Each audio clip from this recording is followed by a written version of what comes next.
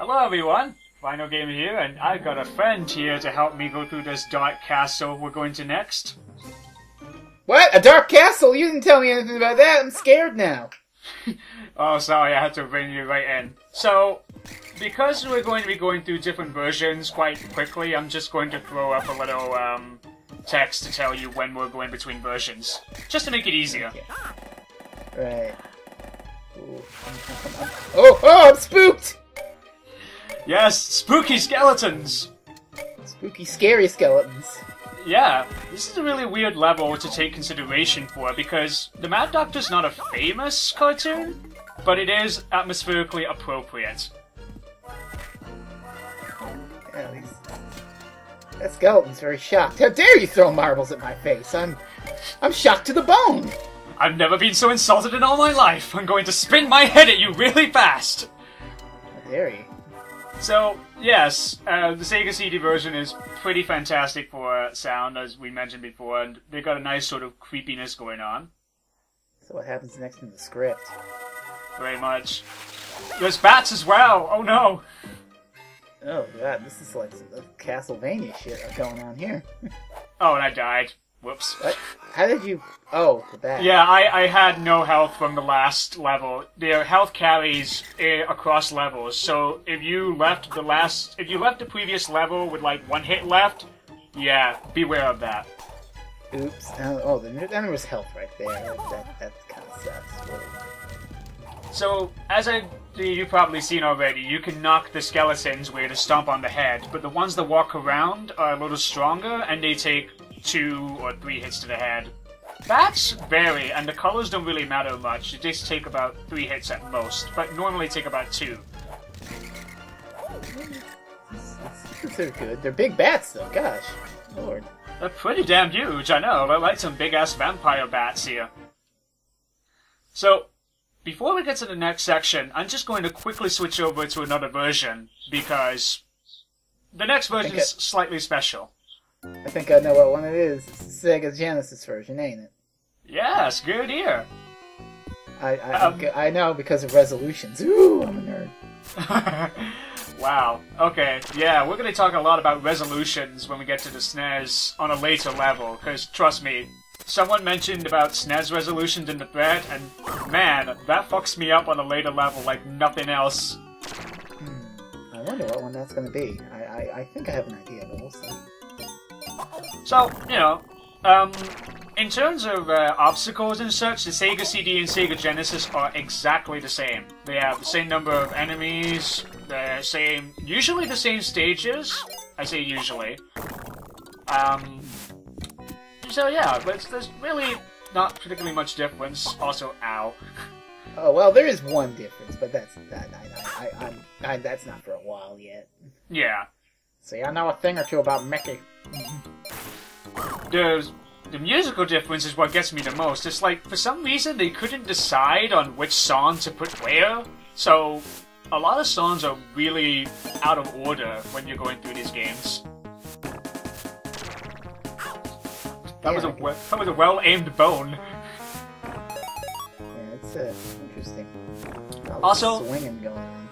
The fireballs don't actually hurt you when they're in the air on the Sega versions, so you can walk past those with no trouble as long as they don't land. That's lucky. That's nice.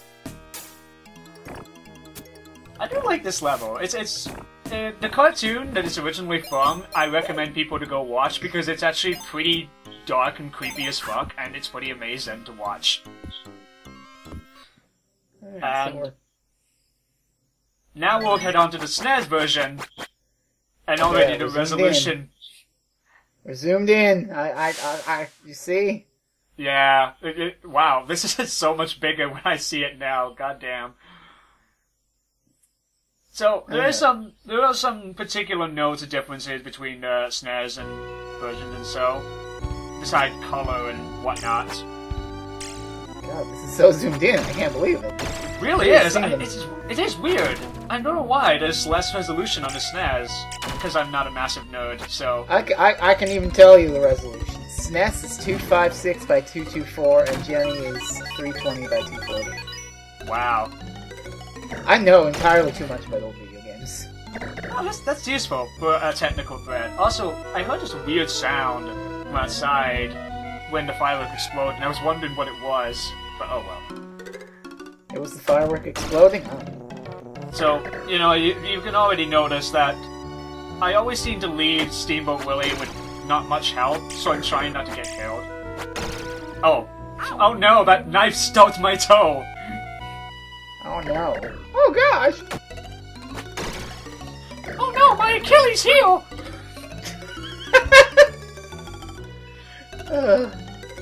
I'm never gonna get tired of that. Of course, I am gonna get tired of this whole loading screen shit. This is... oh. Pretty much. Also, hey look, no checkpoint rocket for the SNES version, and no fire pits. Just an infinite pit. There's no fire in the sconces either, I just noticed that. But they have fire over there. Yeah, guess which version I played of this game as a child. This one. Oh, right, I see. And apparently it's objectively the worst one. I mean, geez, I guess this is a clear case of Genesis does. But, well, pretty much, but it seems to be kind of weird that they seem to take things out. Like, there's no fireballs here or anything. I'm also going to tell you now, fireballs hurt you even when in the air in the SNES version. Which is weird. At least we got a bunch of marbles. I will definitely say that the Mad Doctor cartoon is very amazing, because back in the day, Disney cartoons were intensely creepy because of the monochrome state. Like, when it's all really black and white, it's so stark, it looks really terrifying sometimes. And also, let's move to the next part. Well, this doesn't give me shades of the Turbo Tunnel at all. Yes. So yeah, there's all three versions have the Gurney, the rolling Gurney section, and it's not particularly difficult, but the SNES version is significantly different compared to the Sega Genesis version. Like, different obstacles for starters. The Genesis version's also shorter, and slightly different obstacles. And you'll see why, because there's this part at the end with 3 buzzsaws that is just so difficult to avoid without getting hit. Okay. Sega CD is exactly the same version. There's also an extra life hidden way back at the first 3 buzzsaws. I think maybe the buzzsaws can't hurt you if you go through the poles themselves, as long as you don't touch the blades. Man. But I'm not sure. Also something I remember, if you touch the, oh my god. If you touch the ground while you're on the ground, you die. Also, what? This is... Parallax scrolling, baby! Oh my god. So... This stumps me for a reason that I can't really get into without really spoiling things later on in the game. Yeah, so parallax... I think you know what I'm talking about, but wow. Oh, I do. But this parallax scrolling tower, which is quite awesome and reminiscent of Butter building from Kirby, is not present in the SNES version, for some reason. It sure as hell ain't. No, it totally isn't, which is weird, considering, you know, I thought the SNES could totally handle parallax scrolling. I know it can. I mean, hell, there was a level like this in... Super Ghouls and Ghosts, and that was like a launch title. Exactly, and it's a pretty rad section. So, Sega CD and Genesis are exactly the same for that part, so I'm not going to bother showing. That was just Sega CD version. Okay. Are we still on Sega CD here? Yeah, pretty much. Oh look, more bubbling pits. Yummy. Mickey is very happy to jump on these guys. Woo! It's okay, they're already dead! I guess so. I'm just enjoying Mickey's dialogue. Like, he does have a good amount of dialogue to react to different stages, so it is nice. Well, I mean, we're on Sega CD, they better put dialogue in. You've got that CD. I mean, what else you gonna do? FMV, Mickey? Oh man, that would be great. Can you imagine how to... No, it wouldn't. No. Think of the FMV era. Come on, Night Trap. Oh no. Oh god, no. Let's Disney tie-in with Night Trap. Disney tie-in with Night Trap. Oh god, that would be the worst thing. You blew it! All those girls are gone because of you! Okay, so this is my favorite part of the Mad Doctor level. This is a pretty good part, I must say. The elevator is pretty awesome, and I love it a lot. It also has a secret in this that is pretty rad to find. The first thing here is the bones always go in the same direction. So as long as you find a sweet spot, it doesn't matter. Like, you think there's some kind of physics involved, but there isn't. No. It's just memorizing where the hell they are. Yeah, pretty much. So, as long as you follow this pattern, it's easy to do enough. I'll show what the skeletons do if you leave them long enough a little later on. However, if you leave and don't go through the door, but go back in, yep, you find a secret. Let's find a crap ton of marbles and go into this gloomy, dark place. Oh, now I'm really spooked. Oh yeah, this is too spooky for me. An extra life! And hey, look! Oh no. Well, that was awesome. So... Oh, you violated the laws of time! So moving to the SNES version, because Sega's Genesis is exactly the same, skeletons will throw their heads at you. Cute. And also the bones fall in a much different pattern compared to the Sega version for some reason. Even the head moves differently, I'm not sure why. Different physics. I don't know. It's just weird to know is all. Like, you'd think they would fall in the same pattern, but no, I guess not. But yeah, it's just something to know. But this kind of messed me up going between versions. I was like, well, where do I go? I still get hit. Yeah, I got used to the SNES pattern, so if I went and played the Genesis version, I guess I'd have the same problem. I'd be like, what? Where do I go? Yeah, like, it really does mess you up with a lot of differences. Thankfully, they do keep that one secret in, if you go back in. So the elevator goes going way slower. Oh. Yeah, pretty much. I don't know why. Also, I don't know why they have Mickey looking upwards, like if you press up, Mickey looks up. It's pointless because the camera never goes up in any of the versions. This is an animation thing. I guess so. No sound? Okay, never mind. Did not stay for long because, again, you're violating the laws of time here, Mickey. My God. We can't occupy 2 places at the same time!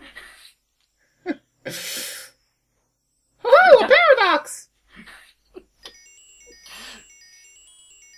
Can you imagine Mickey Gear Solid? Like, you shoot Pete back in the past, it's like, Mickey, what have you done? You created a time paradox! Oh, jeez. That'd be pretty rad, actually. I would love to see Mickey Gear Solid. That would be crazy. So I always liked this room. It's a pretty neat little thing.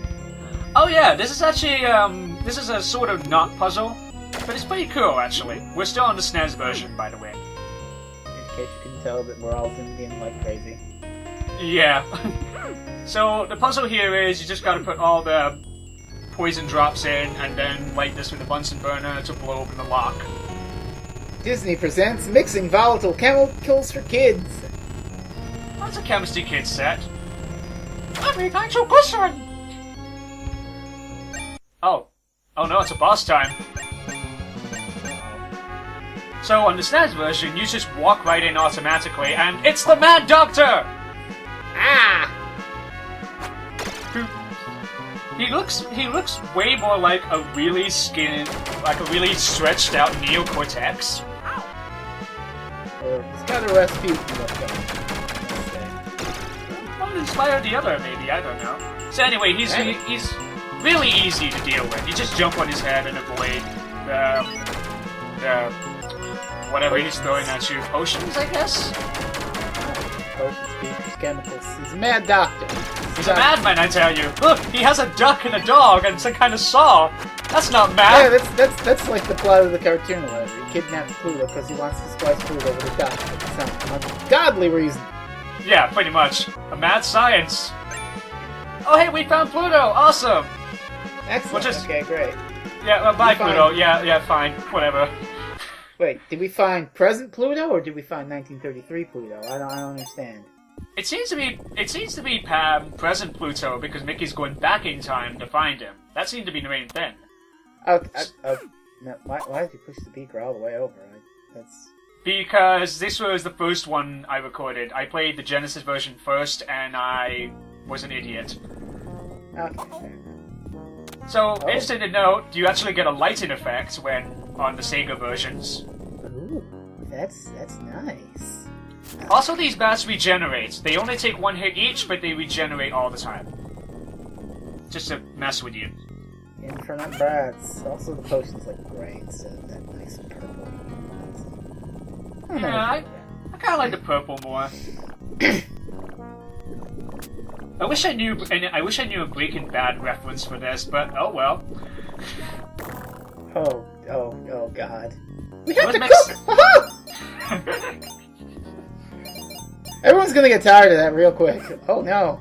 Yeah, thank God I don't know any references. So, back to the Mad Doctor again. I was just more showing off like differences. Also, I like the fact that on the SNES, this is the first time you would hear the boss theme, because for some reason the Cranes and Steamboat Willie don't have a boss theme on the SNES. Not sure. Then again, does it really need a boss theme? Like, this theme kind of fits the Mad Doctor because he's scary and imposing, but... Oh no! Gears! Yeah. Not machinery! My father died on machinery! The Mad Doctor throws his potions like that? Straight out? I never knew he did that. I just like when you hit him and it all goes in his hair. His absent hair. It's like he's got bats in his hair that doesn't exist, and he's like, ah! Get him out! So, the reason I included this fight in was because you get a different cutscene for some reason. Mickey actually reacts to Pluto, Oh. and you get the most adorable bark. He's happy. He's happy, but he's not gonna... Okay. So moving to Sega CD, it's pretty much the same, but there's something slightly different with the Mad Doctor in the Sega CD version. CD audio? Well, there is that, but... Anyway, I just like this part.